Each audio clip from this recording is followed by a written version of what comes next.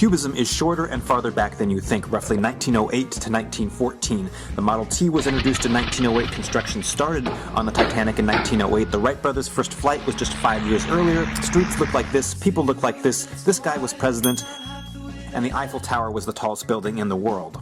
It was pioneered by only two artists, a 26-year-old George Braque and a 27-year-old Pablo Picasso, working so closely together that they were almost one artist. From this point forward, in fact, I will be referring to them as Bracasso. Cubist paintings don't feel particularly inclusive, but don't take it personally. Their purpose was more as a puzzle-solving tool for Picasso than a means of communication or expression. The aim was not to turn things into cubes, but to merge the illusion of a painting with the reality of a painting. Here's what I mean. Paintings are like windows, so you look through them to a portrait, a landscape, whatever. In essence, Cubism broke the glass.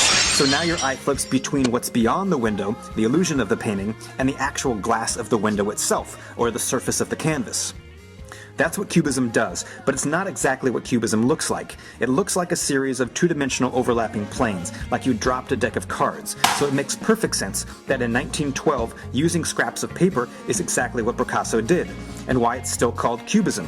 Collage is simply a shortcut, a quick interaction between the surface of the paper and the illusion of the drawing. Picasso broke up at the onset of World War I, but what they accomplished in those short few years led to the formation of countless other art movements.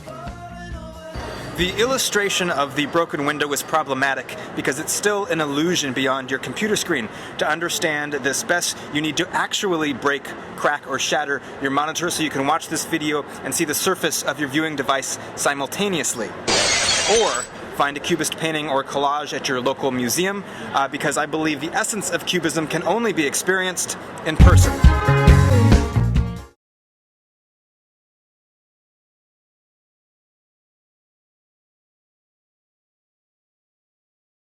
And today I'll be showing you how to draw Cubism art. I'll be using charcoal pencils. For more precise erasing, you can use a vinyl eraser. I will be drawing this water bottle in a cubist form. Alright, to start, I'm just going to draw a simple contour drawing of the water bottle. Just the most basic forms. So what Cubism was really all about was seeing the object from as many sides as possible and thinking about it in different ways. So what you're going to want to do is double up on lines you've already made. These can be placed around really wherever you see fit. It's not so important where you place the thing as just if you're thinking about the bottle as you're making the lines. The Cubist masters, you'd find they would be connecting things almost at random using horizontal and vertical lines.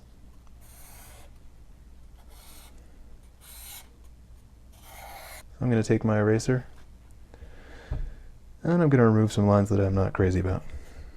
Again, this should just be chosen at random. There's no real formula here. Then you go back in and draw a little bit more. Maybe draw the bottle again, right over top of what you already got. This can be a quicker and less complete drawing. Again, more of these connecting lines. Now, shading was a very important part of Cubism. And shading was done in several ways, often with charcoal pencils like these. There was cross-hatching. And there was a technique known as stippling. The further away you get from the source where you want your shadow, the looser the pattern of dots becomes. To really get the texture and the look that I'd want, I'd need to sit here doing this for quite a while, but you can see that it does fill. Then I'm going to go back in and just fill some areas loosely. This is about finding shapes. You're looking around and seeing all the lines you've made that have converged, and the shapes that have formed. All the shading is doing is really making them stand out in a way that they didn't before.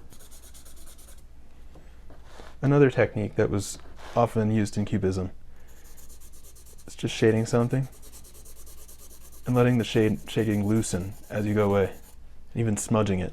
You can use your finger or paper to do this trick. With smudging, your shading doesn't really need to be in any pattern at all. When you smudge it out, the lines disappear somewhat. Alright, well, I've been going along and developing the drawing a little bit more. Just adding shading and a few extra lines to bring out details. Remember, the most important thing is just to keep cutting things up into pieces, into segments, And this was the idea behind Cubism, just to really get around an object. Every now and then try repeating something that you just did, adding it somewhere else. I'm going to go one more time with that. What that is doing in your drawing is adding a layer of depth that your drawing would not have if you were actually just trying to draw a representation of a bottle. Let's come along a little further, more shading, more breaking up shapes.